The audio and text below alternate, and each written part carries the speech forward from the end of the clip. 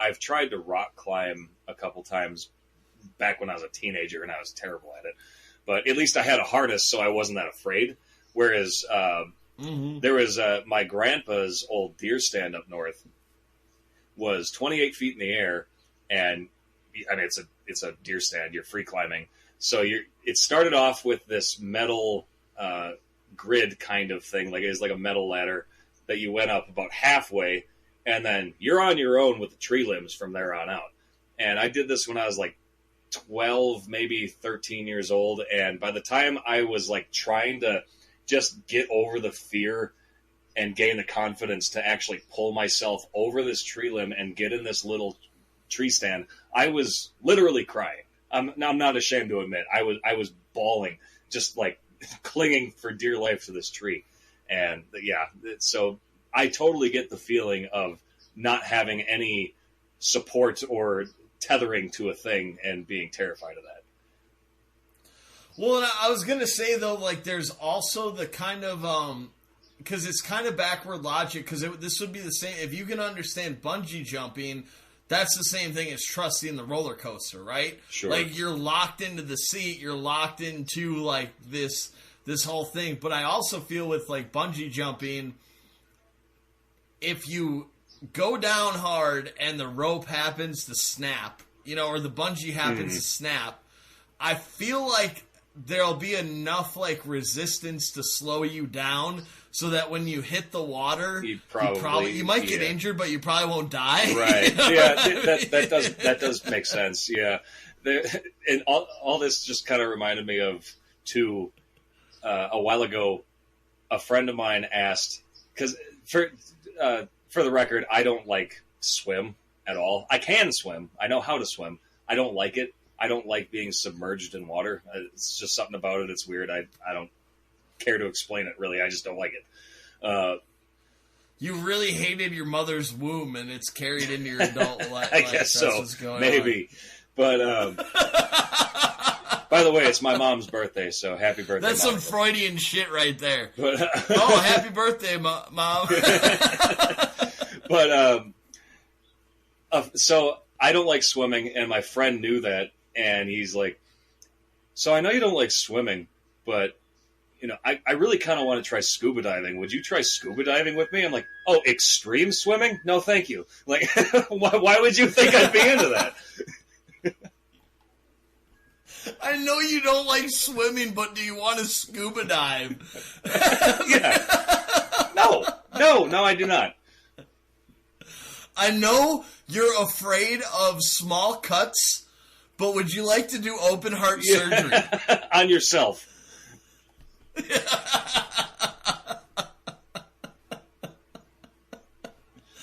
I know.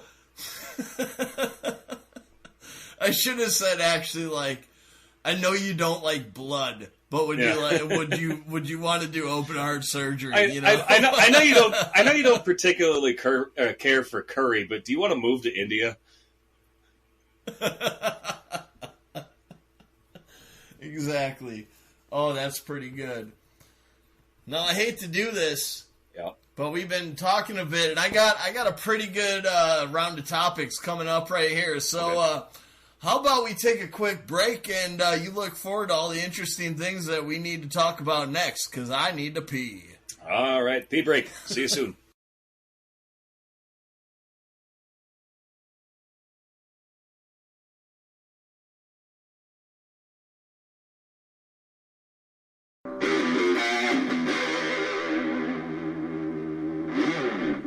I've got a lovely bunch of coconuts.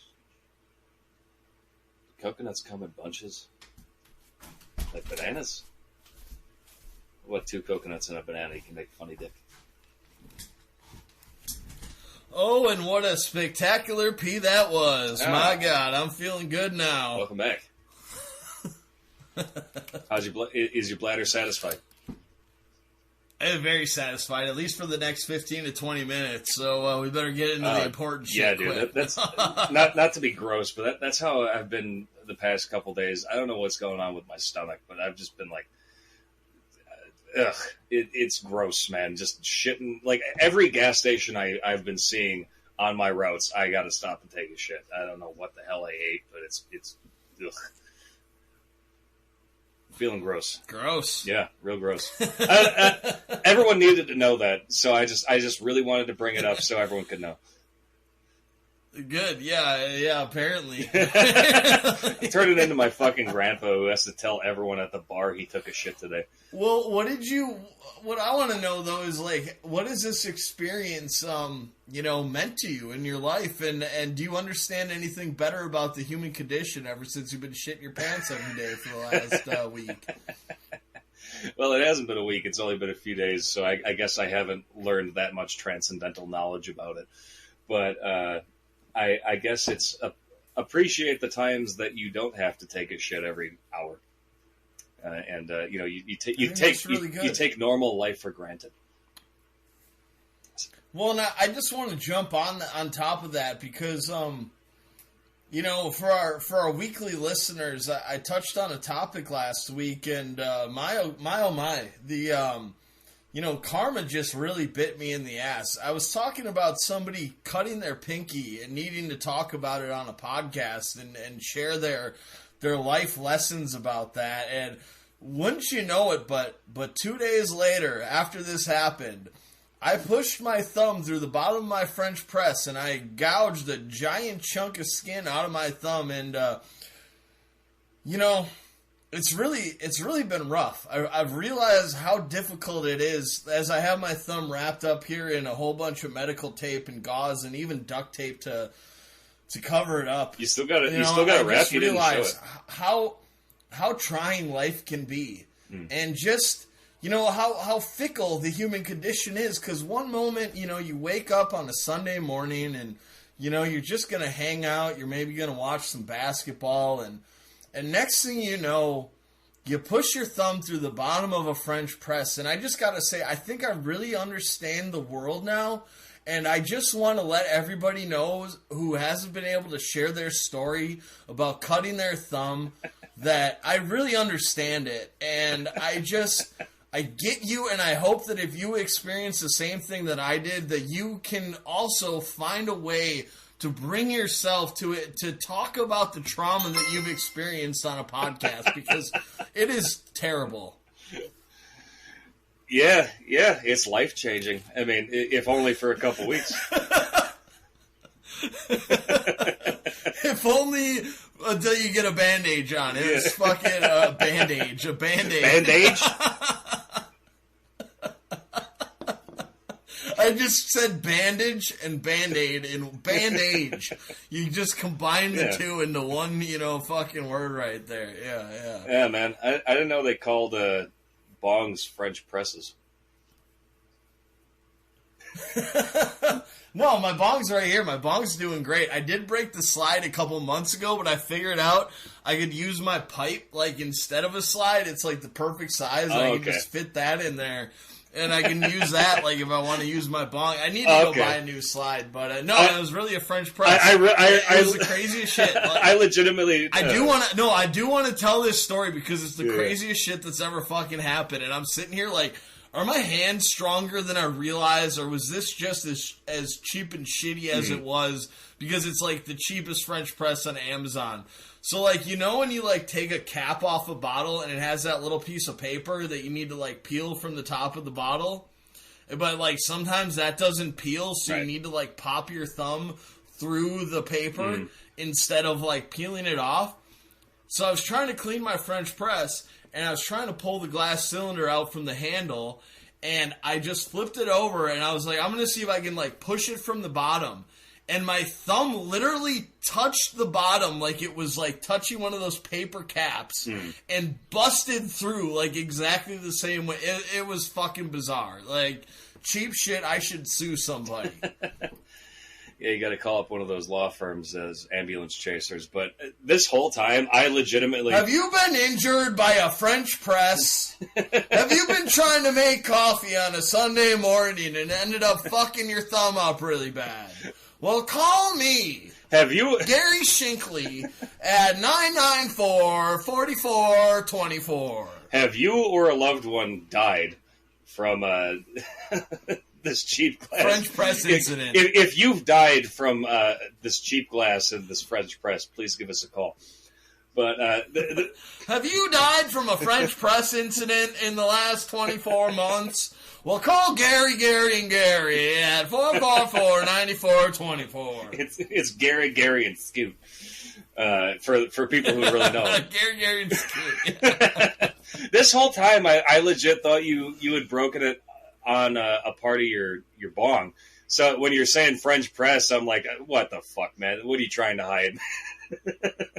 No, dude. Like, you know the coffee maker? No, like a French. Yeah, press? I know what that is. But this whole time since we talked about it the other day, I thought you broke it on like a weed smoking device. I wish, man, but honestly, that would mean I got crazy hand strength because my bong's like half-inch glass. Okay. If I push my fucking thumb through the bottom of my bong, that would be quite the fucking feat for real.